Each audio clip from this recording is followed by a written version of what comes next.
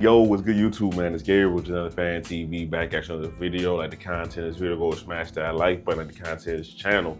Go and subscribe, man. Look, so the Ravens defeat the Chargers, man, 30-23 in a game that felt like a must-win game for the Ravens, right?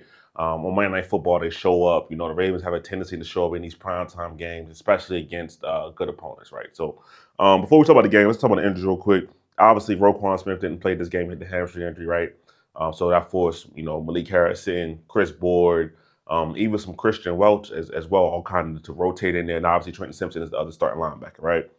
Um, Now, one thing that was interesting is that Jeff Rebeck said that Charlie Kohler had his right arm and wrist in a sling in the locker room, right? So if Charlie Kohler is seriously injured, that would hurt for the Ravens, right? You know, he's been a great blocker, good little release check flat option. So hopefully the injury isn't serious for Charlie Kohler, right? All right, let's talk about the game, right? Let's talk about stand-up performance. You know how we do it, right? Number one, Derrick Henry. Okay, Derrick Henry had today 24 carries, 140 yards, right? The touchdown streak is over. He did not score today, but good game for Derrick Henry, right? And the Ravens fed it to him, right? You know, that 24 carries is nice to see, right? They fed him the football, right? So I like that aspect of it, and he ran hard, right? So we're talking about pretty much 6 yards a carry, right? He had a nice long run of 27 yards. So it wasn't like, you know, how not typically, but over the last couple of weeks, it'll be like Derrick Henry would have, 50 yards rushing or 40 yards rushing, whatever. But most of that would be for one long run. Like, no, today he had a couple of 10-yard runs mixed in, He even got 3-4 yards, right? When the Ravens needed just some tough yardage, that's what Derrick Henry could do all day, right? So I felt like he had a really good game, and the Ravens put the pill in his hands, right? That's what we wanted to see. So I'm happy about that. Derrick Henry had a good game, and the Ravens took advantage of what the Chargers are not good at, right? The Chargers like to play in these light boxes, too high shell. They're telling you run the football, and the Ravens didn't get off the game plan. They ran the football, right? So appreciate that. Second guy, I made a video about this person, right? I talked about John Harbaugh, right? Everything, if you want to check out the video, everything I say in the video, I still believe, right? But today in this game, he coached well, right? When it came to the tough fourth down decisions, right? I think the Ravens went 3 for 3 or 4 for 4 on fourth down, something like that. I agree with every single decision he made. When the Ravens, hold on, let me see if I can find this, but when the Ravens needed to go for 2, when they went up 7 instead of just going up 8, he tried to go for 2 to make them go up 9. Great decision, right? I felt like he had a good coach game today, right? So listen, when I have issues with Harbaugh, I'm gonna say it. When I feel like he coached a good game, I'm going to say it as well, right? The Ravens end up getting a 2-point conversion, but to me, it was the right call, right? So I really did appreciate that call. So yeah, the Ravens were 3 for 3 on fourth down, and the Chargers were 2 for 2 on fourth down. So 5 for 5 in this game combined on fourth down for both teams. That's kind of crazy, but yeah, so good game for John Harbaugh, right? We got to keep it even on both sides, okay? All right, now for the defensive side, right? I feel like this is a game for unsung heroes, right?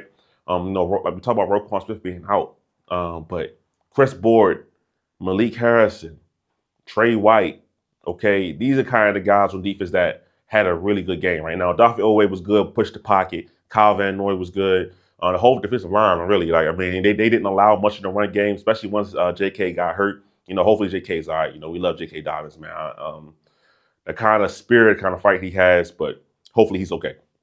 But anyway, the Ravens defensive line, I thought as a whole had a good game, right? So I'm not excluding Dafi Owe and Kyle Van Noy, guys like that. I'm not excluding them, but I do want to talk about the linebackers that stepped in and Trey White.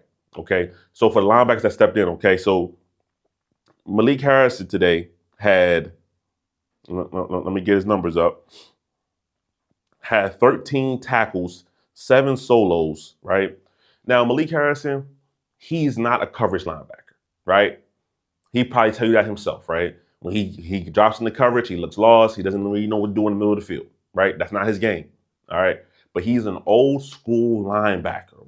So Malik Harrison is built from the cloth of when linebackers used to be 6'2", 250 pounds, and used to run downhill and smack running backs. That's how Malik Harrison is built, right? So when Malik Harrison is coming forward, attacking the line of scrimmage, he's a good player, right? When he has to go backwards, that's when it gets a little shaky, right?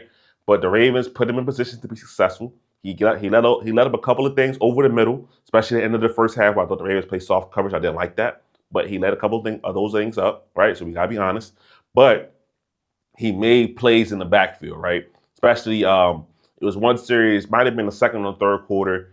He makes one tackle for loss that follows it up again with another tackle when he wraps up Gus Edwards and swings him down to the ground, right? By shooting the gap. Okay.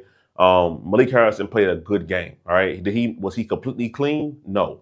Right. But it's his first start in who knows how long, right? So I'm not expecting that. Okay. So like I said, he's an old school linebacker, right? I want y'all to look at how linebackers used to be built, how your linebackers used to play 6'2", 6 whatever, 250 pounds, run downhill and smack something. That's Malik Harrison, right?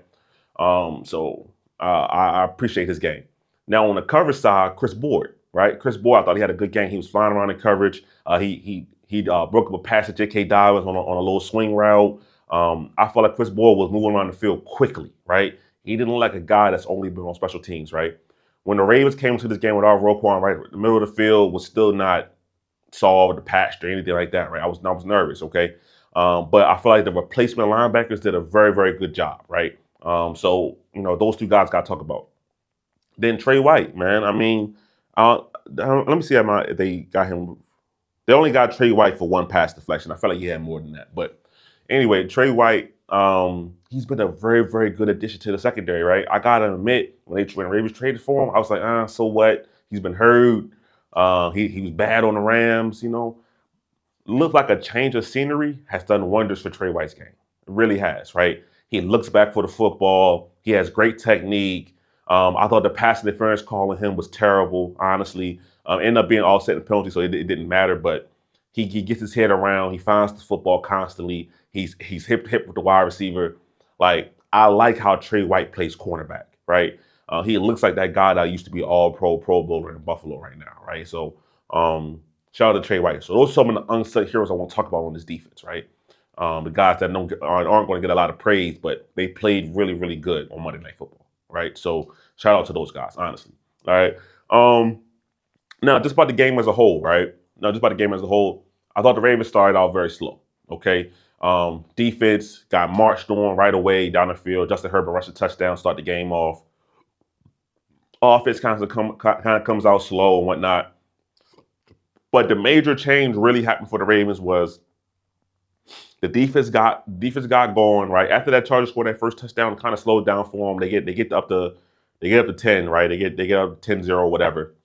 After that first touchdown, kind of slows down for them. Defense kind of finds their groove, their rhythm, right? But the offense in that second quarter really, really takes off, right? That's when they get the run game going. And this is what I'm going to say about the offense, right? They found the best version of the offense, right? Not found it because it's been obvious, but they leaned into it, I should say, right?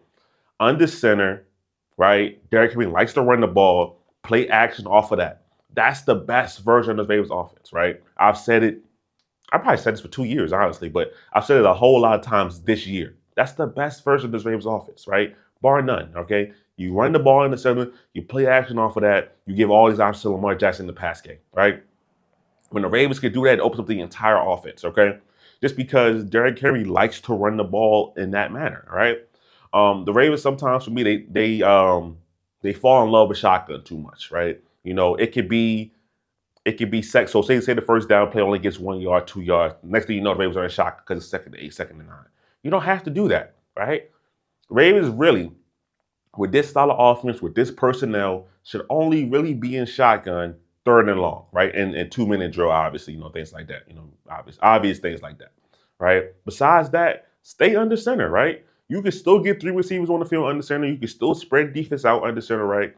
But it's about the styles of runs that you can get away with under center, right? Your run game is limited out the shotgun, right? Now I know you want to get Lamar Jackson involved in the QB run game, and I get that he's one of the most dynamic athletes in the league.